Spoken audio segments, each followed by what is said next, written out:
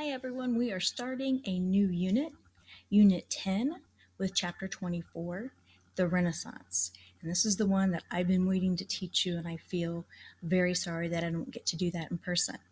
But we have the essential question, what distinguishes one culture from another? And what you see here is a beautiful picture of something that you could actually go visit today. It's in Rome. It's called St. Peter's Basilica. On page 709, we have the Renaissance in Europe, and we have an awesome timeline that starts in the 1400s through the 1600s. We know that from, if you remember back in March, I told you that that was a long time for us, the 14, 15, 1600s. I am going to skip the My Story, even though this one is a good one about Leonardo da Vinci. I will post another link and read that story to you. But we're going to go ahead and get into section 1. And section 1 has the origins of the Renaissance. And we know origins means the beginning. And you have two key ideas. And it says that during the Renaissance, economic and social changes begin to break down the feudal order. That's where you have your peasants, and then your knights, and then you have your lords, and then you have the king, and you have that whole structure. That is going to break down because of the Black Death. A lot of the workers went into towns because their manners, many of the people died. Then you have the Renaissance begin in Italian city-states that had become wealthy through trade and finance. You have key terms: mercantile, Renaissance, and patron. So we're going to go ahead and begin section 1. Remember that there are about 15 questions for you to be able to look back into the text and answer them. Remember to spell them correctly. And I look forward to seeing your responses. The origins of the Renaissance. During the Middle Ages, life for most Europeans revolved around the manor and the church. By the 1300s, however, new forces were at work that would bring considerable changes to Europe. The breakdown of the feudal order. As trade and industry grew, feudalism and manorialism weakened. A wealthy merchant in Scotland could now drink French wine, buy clothing made of Asian silk, and flavor his food with spices from Africa or India. In one Italian textile factory, there were 30,000 workers. Urban growth. The labor force for this economic expansion came from migrants who moved from manors to towns. Peasants were drawn to towns by the promise of wages. Nobles were also attracted to towns for economic reasons. They saw opportunities to make money by buying property and holding public office. In Italian cities, the rural nobility married into the mercantile middle class to form a new urban aristocracy. Mercantile means related to commerce or trade. This urban upper class kept its ties to the land, but lived mainly in town. Instead of spending money on rural castles, the new nobility used its wealth to build beautiful homes in the city.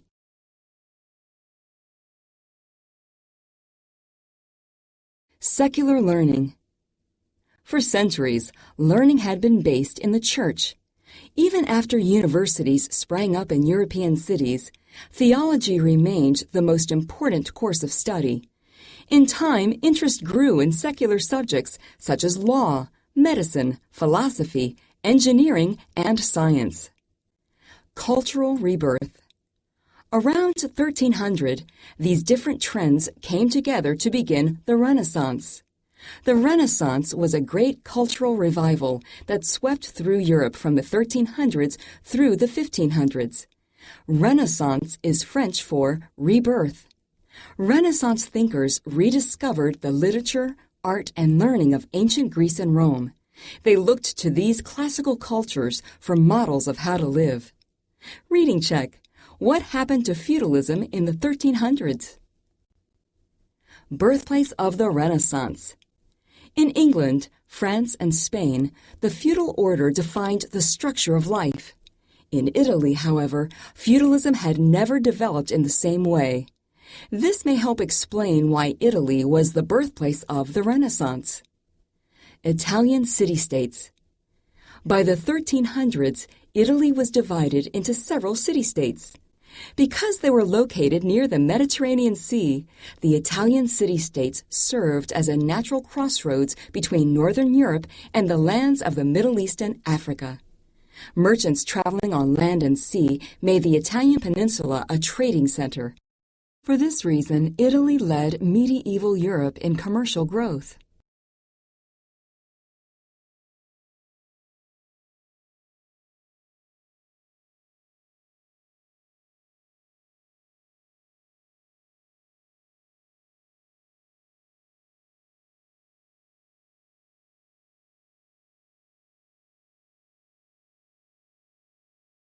Many Italian city-states became thriving centers of economic activity.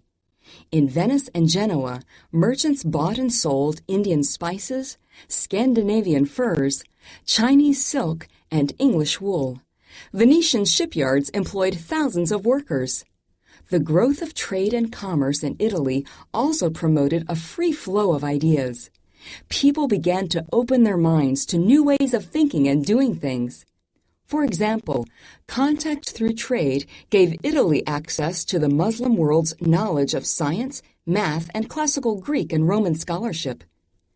Supporting the arts. In the Italian city-states, the old aristocrats competed for power and status with wealthy merchants and bankers. The newly rich gained status by becoming patrons of art and learning. A patron is someone who gives money or other support to a person or group. Members of the nobility and the mercantile class used their wealth to support artists and to elevate their own status in society. Some patrons commissioned artists to paint portraits of them wearing jewels from India and their best clothing made from Chinese silk. Other patrons awarded architects commissions for designing grand palaces or public buildings. Once these buildings were completed, painters covered the walls with frescoes and sculptors decorated them with sculpture in marble or stone. Reading check. Why were patrons important during the Renaissance?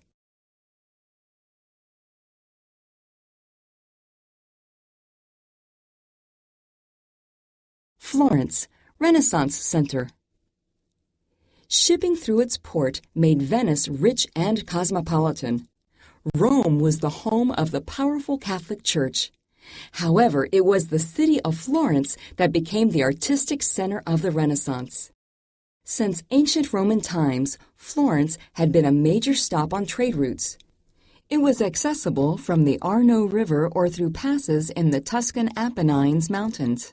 In addition to developing as a commerce center, Florence became known for its banking activity. Even the Pope kept his money there. Banking encouraged many other types of businesses, such as silk manufacturing, the wool trade, and silver and gold crafts. Many of these groups established guilds. One of the most powerful banking families in the city was the Medici family. Generations of Medicis were also patrons of the arts. Much of the art and architecture they commissioned was influenced by the grandeur they had seen while visiting aristocratic courts in France. The Medici also built many new churches in Florence and hired artists and sculptors to decorate them. Lorenzo de' Medici, a major Florentine arts patron, understood the value of art to a city. It gave great luster to the state, and this money seems to be well spent. Lorenzo de' Medici. Florentine merchants also spent money on artistic projects. Artists were also sought after by guilds and civic groups. In this way, painters and sculptors worked alongside gold artists or stone carvers on larger projects such as cathedrals. As a result, Florence became a showcase of Renaissance art and architecture. Reading check. How was Florence a center for Renaissance ideas?